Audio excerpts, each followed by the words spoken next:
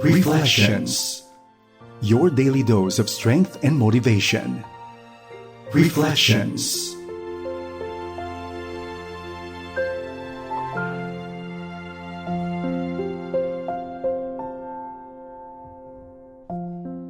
Isang mapagpalang araw sa iyo, kaibigan. Kumusta ang iyong araw? Sana ito ay naging maganda at maayos naman para sa iyo at ikaw ay nasa mabuting kalagayan sa oras na ito.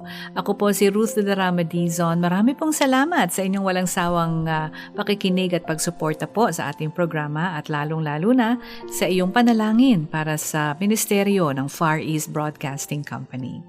Sa araw pong ito ay samahan niyo ako sa ating pagtunghay sa 1 Thessalonians 5 verse 11.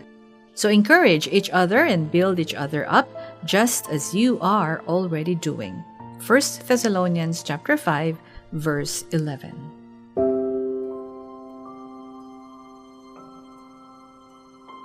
Alam niyo po, nung isang araw ay umattend ako ng isang seminar kung saan po may mga grupo ng masasabi natin na mga nagkaroon ng confusion with regard their gender ang nag-share ng kanilang testimony. At napaka-enriching ng ating mga narinig. Mas naunawaan natin ang kanilang kinakalagyan, ang kanilang perspektibo. At talagang your heart also goes out to them for how their journey came to be, Talagang yun daw po ang magandang bagay na ating kailangang i-develop bilang mga mananampalataya, na hindi po tayo maging quick to speak and speak judgment, Pero binigyan po tayo ni Lord ng 2 tainga upang makinig and to listen with compassion. And as I listened with compassion to their stories, my heart just went out to them. Yung horrors of abuse that they went through and sinuffer over and over again at the hands of people. That's why they turned out to be what they turned out to be. It gives you a deeper understanding of the journey that they are going through. Why am I sharing this with you? It's because in their journey, one of the things that they also shared was that 2 things po. Either wala silang mapagsabihan ng kanilang pinagdadaanan,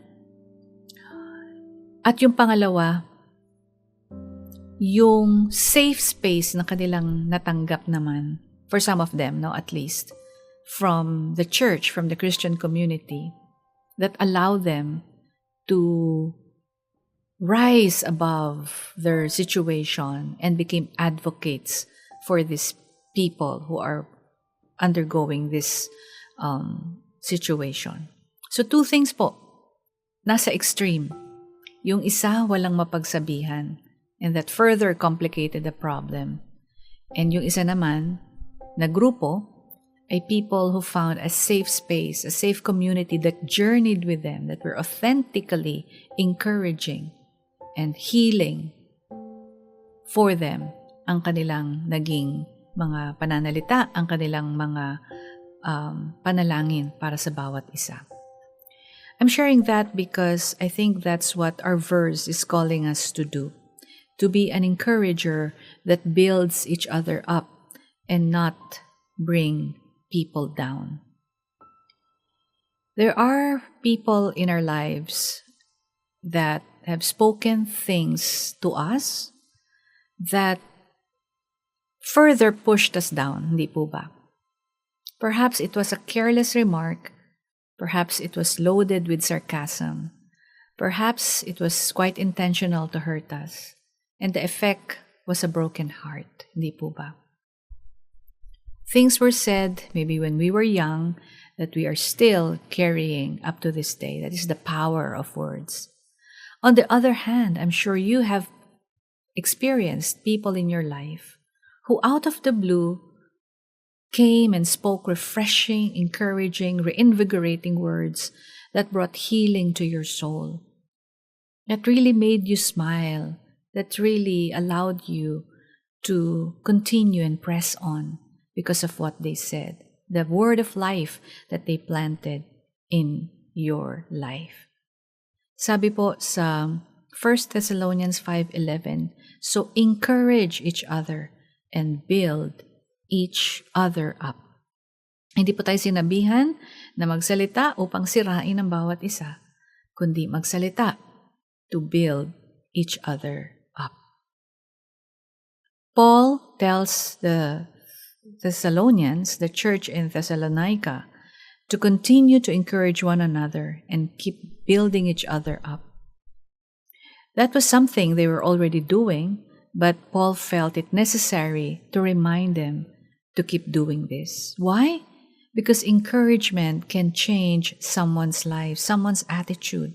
It can lift someone out of a dark place, like what I related with you earlier, the experience of the sexual abuse victims who were healed, partly because of these encouraging words, but more precisely because of the Lord's work in their lives.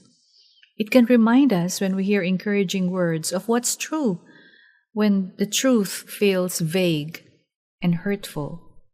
When we speak truth and life in love, when we speak the truth in love over someone, it can give them hope and determination they need to push through a hard season.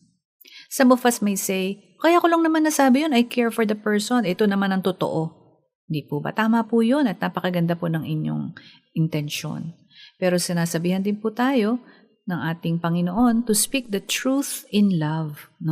Mahalaga po na magkasama ang dalawang ito. Truth and love, love and truth.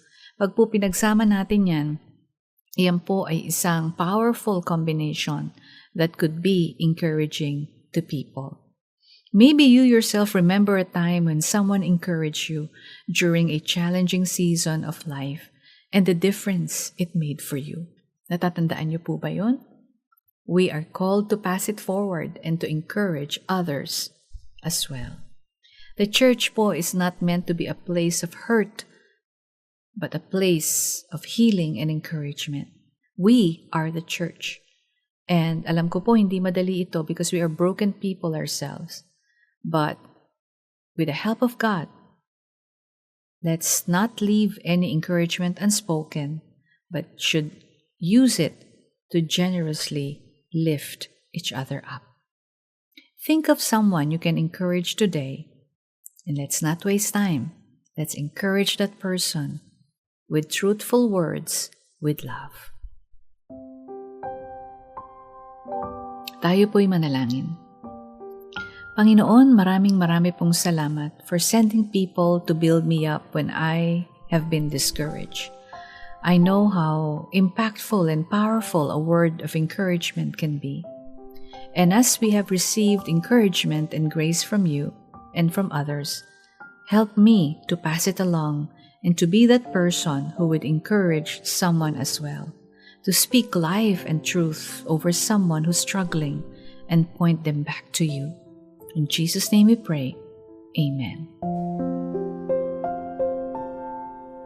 Marami pong salamat sa inyong pagsama sa akin dito po sa programang Reflection sa FEBC Radio TV. Ako po si Ruth Larama Dizon at nawa po tayo po ay maging daluyan ng pagpapala para sa isang tao sa araw na ito.